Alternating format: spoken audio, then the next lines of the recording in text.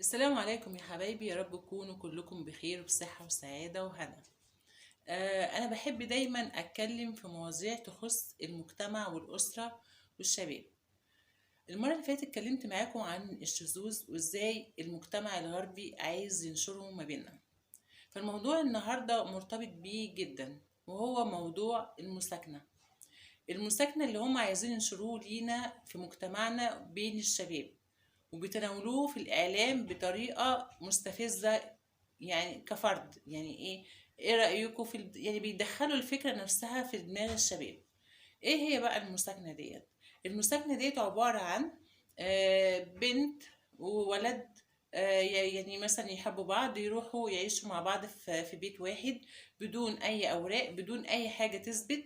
يقعدوا مع بعض مثلا سنة، كام شهر، أي وقت، يعني مش محدودة بميعاد. المهم إن هو بيجربها ويشوف إذا كانت هتصلح معاه إن هو يكمل معاها يعيش ولا لأ.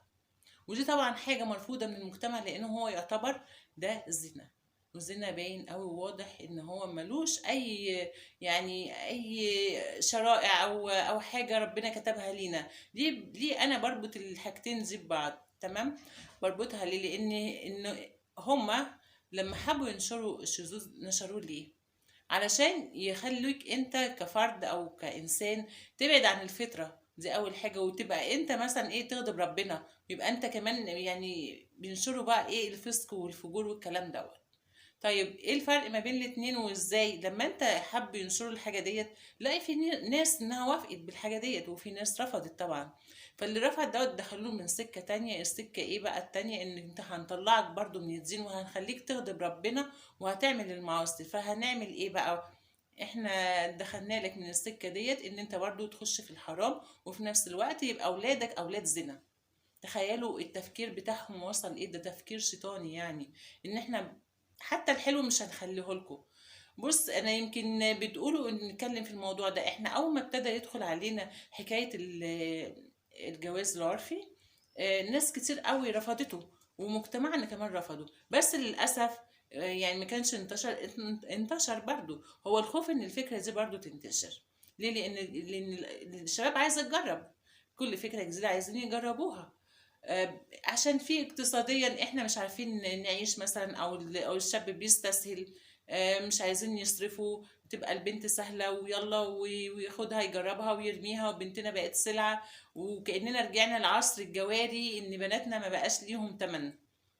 تمام. انا هسأل سؤال دلوقتي. انا مش مقتنعة بالجواز العرفي ده خالص نهائي، لكن على الاقل ده ليه ورقة. لكن المساكنة ملهاش اي حقوق، ولا ليه اي لازمه. يعني انت دلوقتي لو انت مثلا انجبت دلوقتي، هيبقى ايه؟ هيبقى ابن حرام. طب هو انت عارفه ان هو هيعترف بيه؟ اكيد لا. ده ما فيش حد هيعترف بيه، ما فيش حد اصلا، ولا ربنا هيعترف بيه، ولا حتى المجتمع يعترف بيه، ولا ابوه نفسه ساعتها هيعترف بيه. يبقى هو كان هيبقى مصيره ايه بقى دلوقتي؟ يا اما حاجه من الاتنين: يا اما هيترمي في الشوارع ويبقى عندنا اولاد زنا واولاد شوارع للاسف، يا اما هتموتيه بقى وتخلصي منه. تمام. الموضوع صعب. ليه؟ لان كل فكره بتطرح احنا في البدايه بنرفضها، وبنلاقيها بعد كده انتشرت بين الشباب. ممنوع ان الاعلام اصلا يتناول مواضيع زي ديت على الملأ. موضوع ان احنا نتكلم في مشاكل الشباب الحقيقيه. احنا بلد الازهر الشريف وبلد اسلاميه. المفروض الحاجات اللي زي دي مرفوضه بجميع الاديان، لان ملهاش شرائع. معروف ان البنت والولد بيدخلوا بمدخل الحلال ان انت تبقي ماشيه صح. طب دلوقتي انت لو جه بوليس الاداب مثلا، هو ساعتها مش هيبقى فيه بوليس اداب، والدنيا هتبقى بزراميط كده ولا ايه بقى؟ ما نبقى سامحين بكل الحاجات دي، ما عاوزينها يبقى متاح مع براحتك بقى. يعني لو جه هيسألك انت مين، مش هيبقى ليكي اي ورق ولا ليكي اي حاجه تثبت ان انت مراته، وساعتها هو هيعترف بيكي؟ مش هيعترف بيكي، ولا هيعترف ان انت اصلا.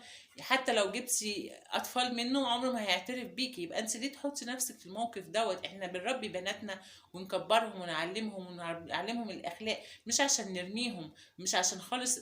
يعني خلاص بقوا هم سلعه في السوق، وبقوا رخاص قوي كده، ان احنا بناتنا تبقى سهله، بناتنا تبقى عادي، كل حاجه عادي. لا، مش كل حاجه عادي.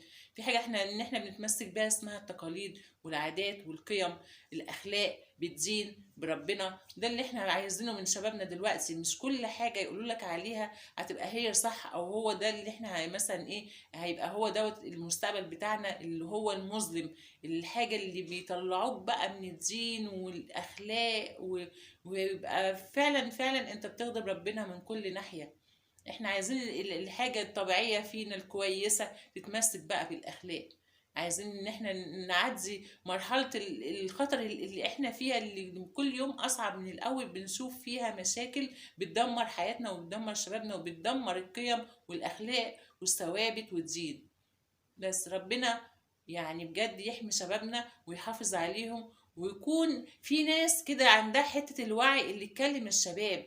احنا سايبين الشباب كده يعني ايه، مش بنقول لهم مثلا حاجة زي كده. المفروض في يعني في ناس بتعرضها، تطلع ناس تتكلم بقى، تطلع ناس تقول لهم لا ده غلط، لا ده صح، ده كده ينفع، ده كده ما ينفعش، عشان حلال عشان حرام. ونفهمهم الدين اللي هم بعيد عنه كمان. يعني دلوقتي في جيل طالع بعيد عن الدين، مش فاهم اي حاجه. يعني ممكن اي حد يقول لك اي حاجه هتصدقها، ودي بقت مشكله. رغم ان معروفه كل حاجه ايه الحلال وايه الحرام، لكن للاسف الافكار الشاذه اللي بتدخل دلوقتي في مخ الشباب هي اللي مضيعه الدنيا ومضيعه بناتنا ومضيعه شبابنا. ربنا يهدينا كلنا يا رب ويهدي كل شبابنا. والسلام عليكم.